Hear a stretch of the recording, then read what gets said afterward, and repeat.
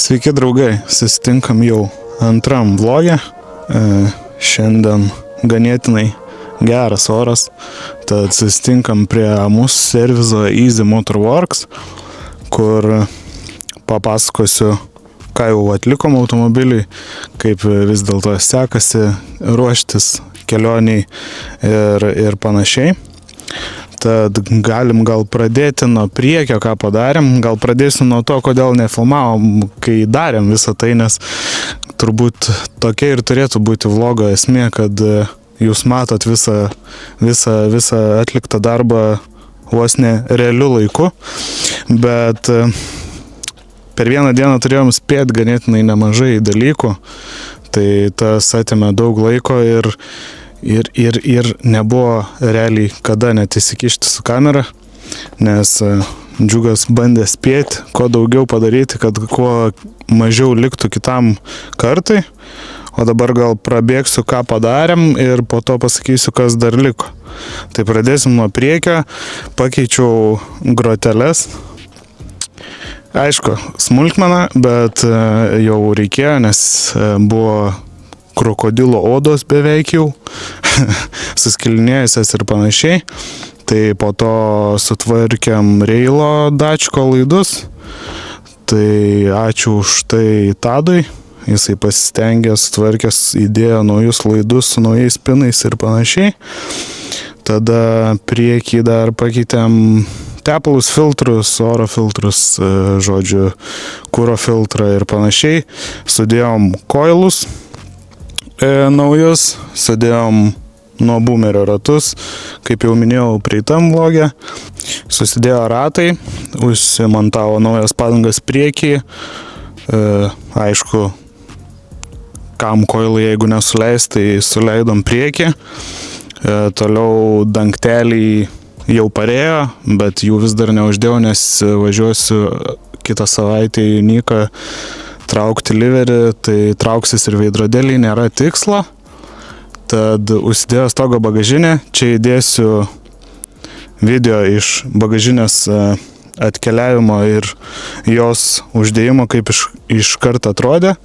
Atkeliavo stogo bagažinė. Šiaip iš tikrųjų labai greitai, tai bandysim montuoti, kaip sakant. Užsidėjau stogo bagažinę. Darbo buvo biškį daugiau negu atrodė. Aišku, skersiniai galėtų būti žemesni ir juodi, bet šitą, jeigu dar bus laiko, gal ištaisysiu. Veidrodėlių koverių nėra, nekreipkite dėmesio, laukiu kol pareis.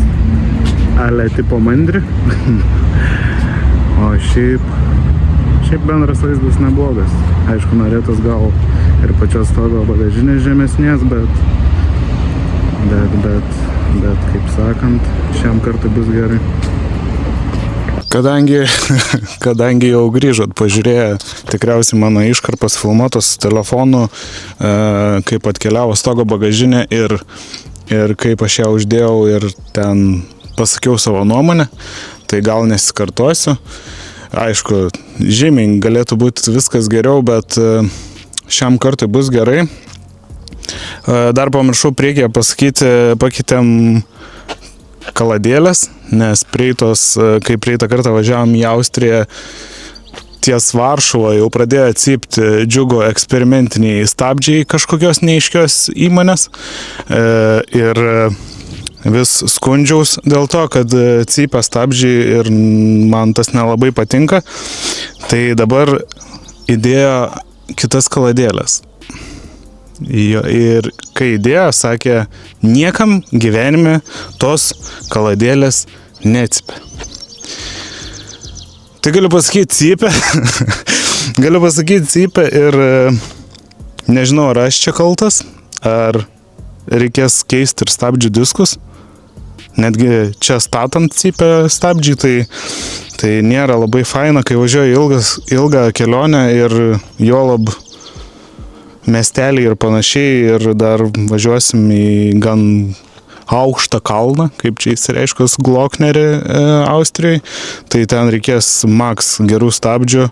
Aišku, cypimas nepadaro stabdžių, kad jie blogiau veikia, tiesiog mane erzina. Tai toliau gale išvirtiminės traukės pasikeitė, nes jau ten ratas realiai krypavo į visas pusės pakėlus automobilį. Tai kas dar? Dar daugiau mes nieko, man atrodo, nespėjom padaryti praeitą šeštadienį, bet bandėm suleisti galą, po to reikėjo pirmadienį prieiti Nojui, pažiūrėti, kodėl mums neėjo suleisti to galą.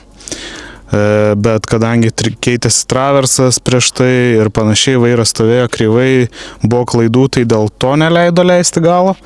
Ir pirmadienį turėjom tokį įvykį, kad Nojus pradėjo reguliuoti galą ir kaip jau ir susileido. Mes jį vėl truputį pakėlėm, tada man reikėjo važiuoti prie jūrininkų ligoninės Klaipėdoje gelbėti klientę, nes neužsikūrė automobilis, tai sakau, padaryk, kad maždaug stovėtų ir aš važiuoju. Išvažiavau, fotkės galėsiu prisekti, kaip tas baigės.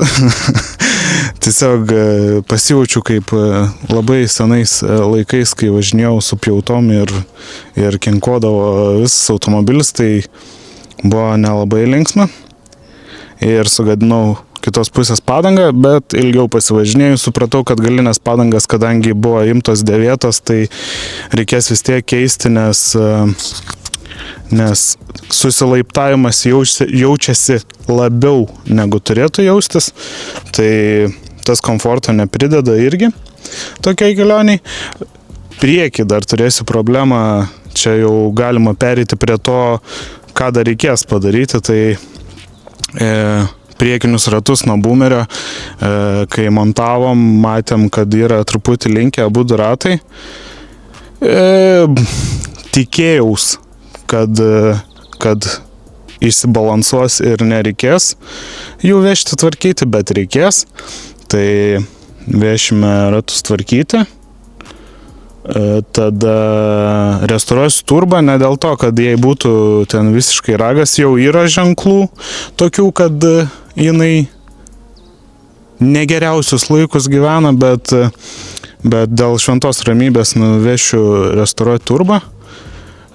Toliau imsim laukdėžę dėl galinio salniko, kad jį pakeisti. Tikriausiai galinis salnikas leidžia, bus matyti nusiemus, nes ganėtinai nemažas, ypač palakščius sąlyginai pralaidumas tepalo, taip teisingai išsireiškus. Tai imsim dėžę, žiūrėsim salniką ir žiūrėsim smagretę dėl barškėjimo tokio, kas man irgi nelabai patinka.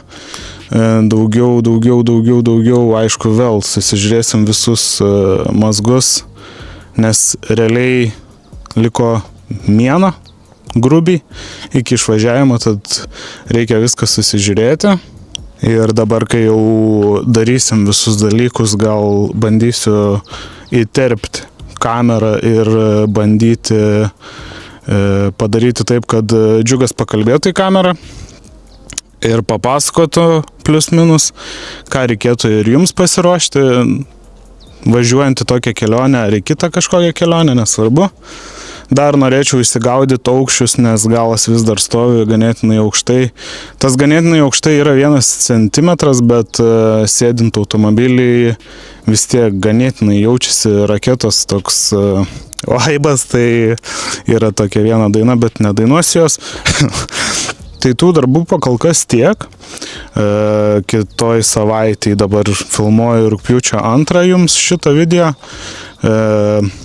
Bagažinės video buvo kiek anksčiau, bet dabar ateinančią savaitę turėtų Unique Motorworks apsidirbti darbus ir priimti mane. Tai užsiklijuos liveris, sticker cut, padarė jau paprastus lipdukus, visus beveik, kurių reikės, bent jau aš kiek įsivaizduoju, kad turėtų jų užtekti. Tada Desiga Group daro spaudą. Tai Labai laukiu, kai pasidarys viskas, nes manau, kad tada automobilis įgaus didesnę išvaizdą link kelioninio automobilio. Čia, kaip sakant, viskas atrodo labai gerai, bet, kaip sakant, kaip ir su stogo bagažinė, galvoje atrodė geriau. Galiu pasakyti tik tiek, bet iš tikrųjų nesigailiu, nes kai pripranta akis prie to stogo bagažinės, tai man patinka. Man patinka toks vaibas. Kaip ir sakiau ten tam video, kurį matėt iš telefono, tai kad skersinius norėčiau padaryti juodus, nes tas biškė sidabrinis tai toks meh. Ir kaip ir būtų šiam kartui update'ų tiek. Aišku, dar norėčiau paklausti, jeigu kas nors turit šitą prie FL lempą kitos pusės, ganėtinai sveika, kad nebūtų ištrūnyjęs, kaip sakant, vidus ir panašiai, ir norit parduoti, parašykit man, nes man reikia, nes ten neįsivaizduoju, kas buvo daryta, bet yra ganėtinai prilituota viskas. Taip, kad neįsijama net tas cokolis ir, žodžiu, viena lempa nedega. Tai manau, tam kartui tiek. Nenori labai įsiplėsti ir iš tikrųjų toks update'as ir tai yra, nesam mes ten kažkaip kosmiškai pasistumėję į priekį. Iš išvaizdos gal, bet mechaniškai dar yra tikrai nemažai dalykų ir manau kitas video vlogas bus iš Unico, kaip sekėsi mums klijuoti. Nedas sakė, norės pafotografuoti galutinį vaizdą, tai ir pamatysit ir nuotraukų formatu. Ir plus, aišku, pamatysit gatviai, nes dabar iki kelionės stengsiuos max važinėtis su šiuo automobiliu, kad išlystų visi įmanomi galai iki kelionės, o ne per kelionę. Krekžda dabar tiesiog yra stovas kamerai. Tai tam kartui tiek ir susitiksim kitam vlogį. Iki. Dar PS. Buvo žmonių, kurie klausė, ar be turiu boomerį, tai jis stovi kamputyje, ramiai, laukia savo, kaip sakant, eilės, nes reikia perdažyti visą kėbulą. Apie tai, manau, gal irgi off-seasonų pašnekėsim, gal bandysiu kažką padaryti. Stovi Monikos Mini Cooperis, Džiugo Krekždė ir dar stovas, AKA stovas, Krekždė. Tai visi automobiliai yra, visiems yra visokių planų, bet dabar, kaip sakant, Batmanui yra visas pagrindinis dėmesys. Tad sekit vlogus, bandysim kažką įrodyti. Iki.